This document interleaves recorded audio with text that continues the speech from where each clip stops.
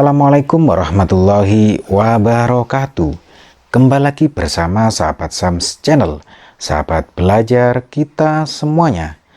Pada kesempatan ini kita akan kembali membahas soal-soal sumatif bab 3 untuk kelas 3 mata pelajaran Bahasa Indonesia untuk sekolah dasar atau madrasah ibtidaiyah. Tentunya semoga video ini bermanfaat buat kalian semuanya sehingga prestasi kalian semakin meningkat.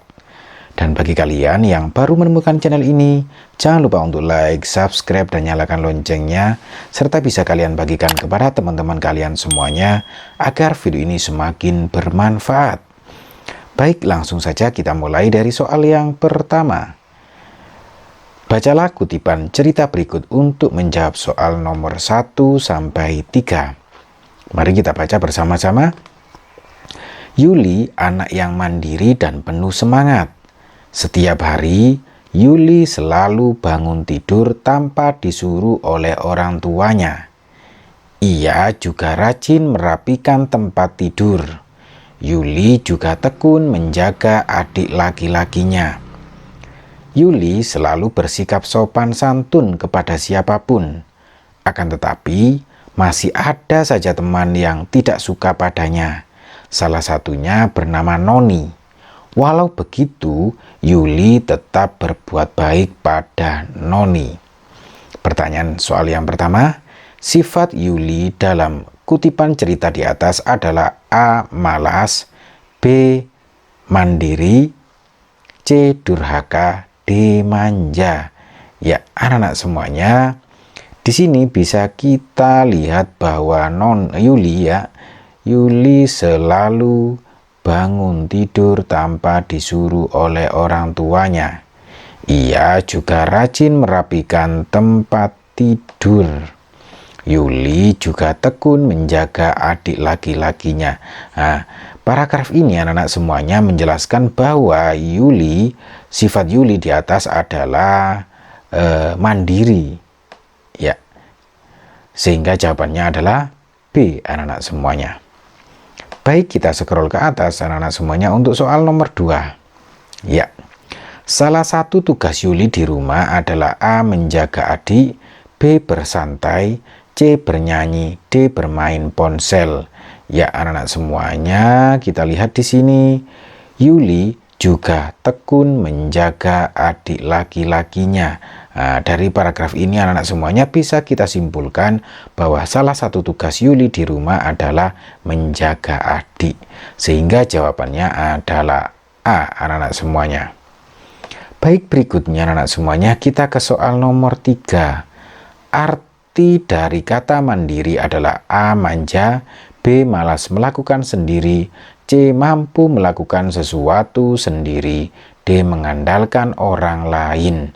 Ya, anak-anak semuanya, di sini arti kata dari mandiri itu adalah mampu melakukan sesuatu sendiri.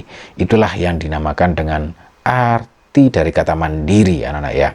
Sehingga jelas sekali jawabannya adalah C.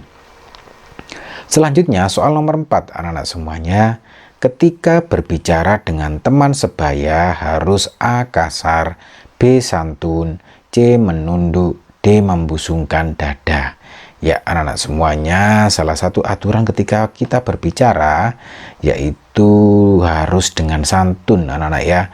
Apakah itu dengan teman maupun orang tua, kita harus berbicara dengan santun. Sehingga jelas sekali jawabannya adalah B, anak-anak semuanya. Baik, berikutnya anak-anak semuanya kita scroll ke atas untuk soal nomor 5. Ya. Perhatikan kata-kata berikut. 1. Cuek saat teman berbicara. 2. Tinggikan nada suaramu saat bicara. 3. Tataplah mata temanmu saat berbicara. 4. Menyela perbicaraan teman. Ya, yang termasuk cara berbicara dengan sopan dan santun adalah A. Tataplah mata temanmu saat berbicara. Lah, ini anak ya. Kita tatap mata teman kita saat berbicara. Kalau B, tinggikan nada suaramu saat bicara, ini salah. Kalau kita meninggikan suara kita, maka kita akan terkesan bertengkar. Kemudian menyela pembicaraan teman ini juga tidak boleh, karena ketika teman berbicara kita tunggu sampai selesai dulu baru kita berbicara. Kemudian cuek saat teman berbicara ini juga tidak boleh anak-anak ya, karena itu bukan sikap sopan santun dalam berbicara. Jadi yang termasuk cara bicara dengan sopan dan santun adalah tataplah mata temanmu saat berbicara, itu dengan lembut seperti itu anak-anak ya. Jadi jawabannya adalah A. Berikutnya anak-anak semuanya kita scroll ke atas untuk soal nomor 6. Ya, soal nomor 6. Ide pokok adalah inti dari sebuah A paragraf, B kalimat, C kata, D gagasan. Ya anak-anak semuanya, yang dimaksud dengan ide pokok adalah inti dari sebuah paragraf anak-anak ya, sehingga jawabannya adalah A. Baik, berikutnya anak semuanya kita scroll ke atas untuk soal nomor 7 dan 8. Mari kita baca teks berikut sesuai soal nomor 7 dan 8 ya. Yang pertama, kalimat pertama, Nilu bercerita tentang pengalamannya berlibur ke Surabaya. Mona perkataan Nilu dengan seksama. Mona juga memberikan tanggapan setelah Nilu berbicara. Sikap Mona sungguh patut untuk ditiru. Ya, soal nomor 7, kata yang tepat untuk titik-titik di atas adalah A. Memotong, B. Membantah, C. Mendengarkan, D. Menyela. Ya anak-anak semuanya, di sini mari kita baca ya. Nilu bercerita tentang pengalamannya berlibur ke Surabaya. Mona perkataan Nilu dengan saksama.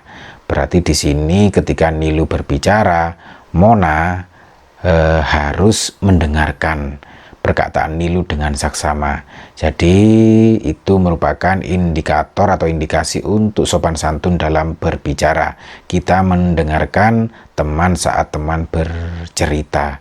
Jadi jelas jawabannya adalah yang C anak-anak semuanya, bahwa Mona mendengarkan perkataan Nilu dengan saksama. Soal nomor 8. Ide pokok teks di atas ada pada kalimat A pertama, B kedua, C ketiga, D keempat.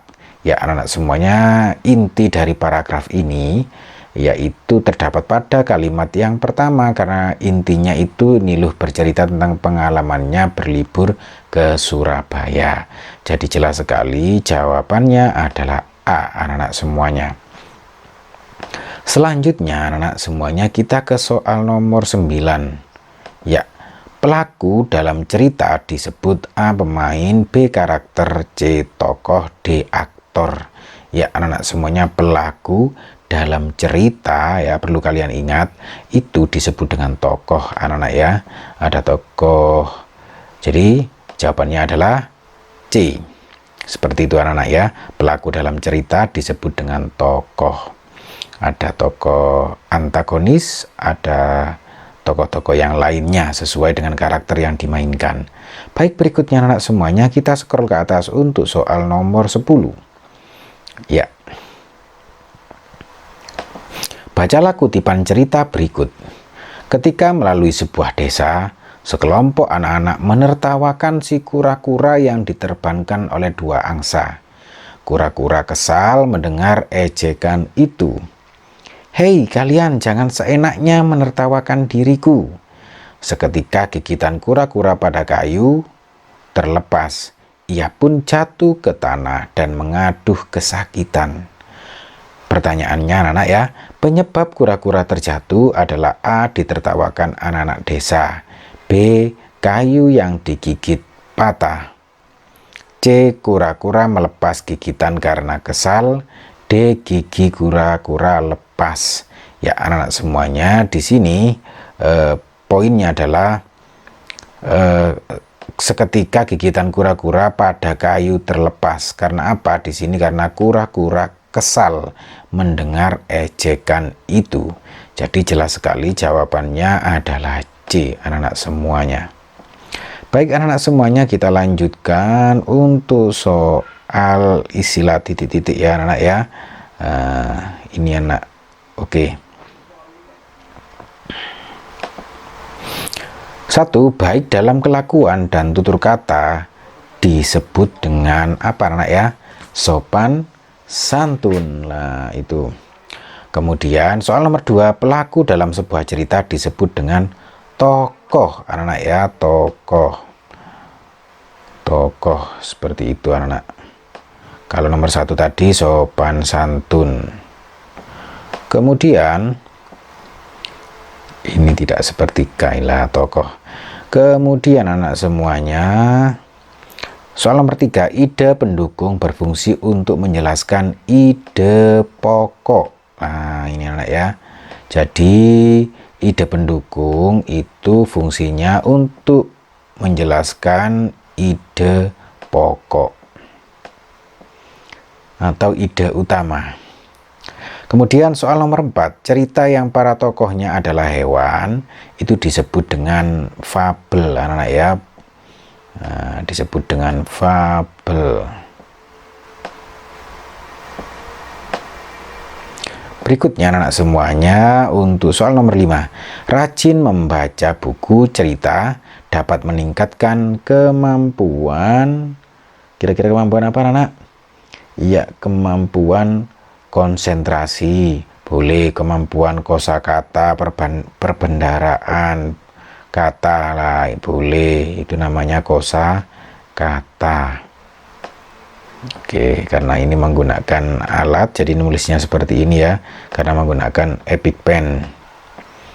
Berikutnya anak semuanya, soal nomor 6, hal terpenting yang dibahas dalam paragraf disebut ide pokok. Karena apa? Karena di situ menjelaskan tentang pokok yang dibahas pada suatu paragraf.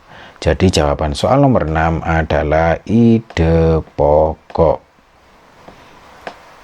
Berikutnya anak semuanya, kita ke soal nomor 7.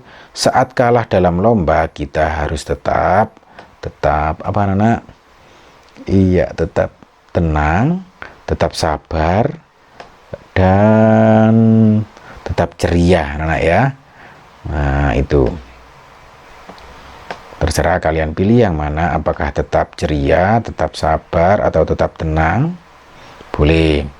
Soal nomor 8, ketika selalu menjadi juara kelas kita tidak boleh apa anak-anak kira-kira?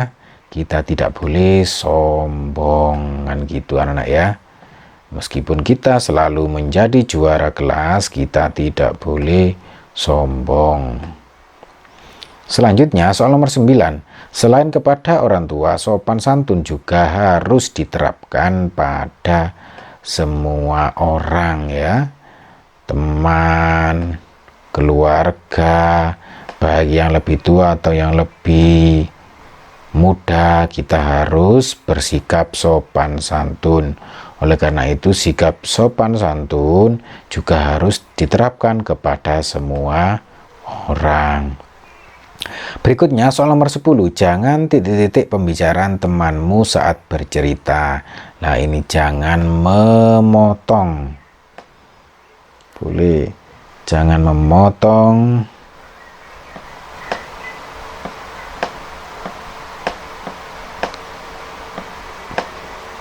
Ya, jangan memotong pembicaraan temanmu saat bercerita.